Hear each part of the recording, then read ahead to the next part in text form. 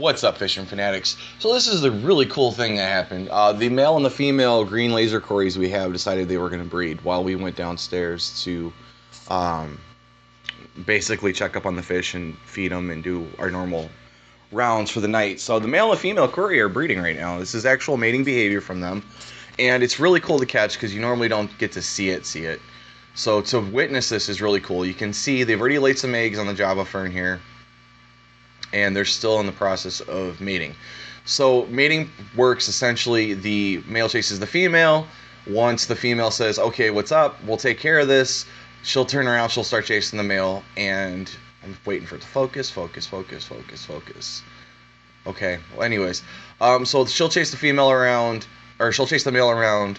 Once the male decides to give in, he'll lay on his side like this, and the female will go in and what's called a T position. She'll bump into his side, kind of lock in place. The male will try to use his fin to hold her in. And there's some debate as to whether or not that's when the eggs get fertilized, but we won't get into that. So they're fertilizing the eggs in that position, essentially. And then they lay the eggs, like you can see. So this is really, really cool to see and witness.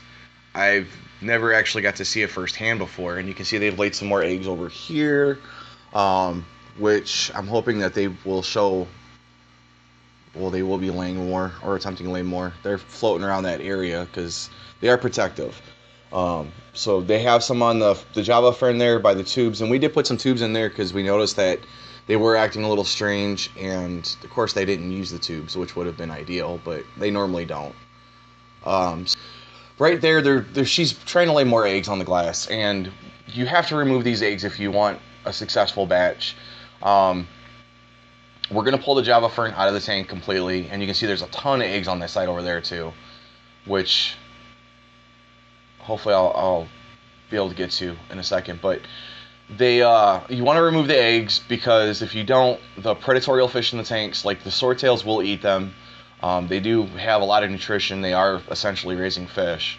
And the lasers will eat them too. The cories will eat them as well if they feel threatened. Or there's the T position again. This is exactly what I was talking about. The male kind of lays over, he tucks her in with his fin, and that's how the eggs are essentially fertilized in that process. So anyways, remove the eggs if you want to raise them. Put them into a small container or a small tank with sand in it, to have the best chances of raising as many of the eggs as you can. I want to say I put in 2 tubes, but this is the best chance for you to raise the eggs. Obviously, you want to make sure that you give them the best chance that you can. So remove them, use a credit card, a razor blade. We used a razor blade for the glass, kind of scraped them off and stuck them into a bowl.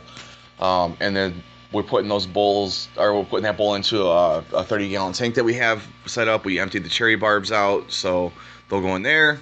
And I hope you guys enjoyed. So if you have any questions, comments, or concerns, as always, drop them in the box below. If you have any questions, please feel free to ask. If you haven't already, hit that thumbs up button, like, subscribe, and share. Let's get this out to as many people as we can to get them into the fish keeping hobby.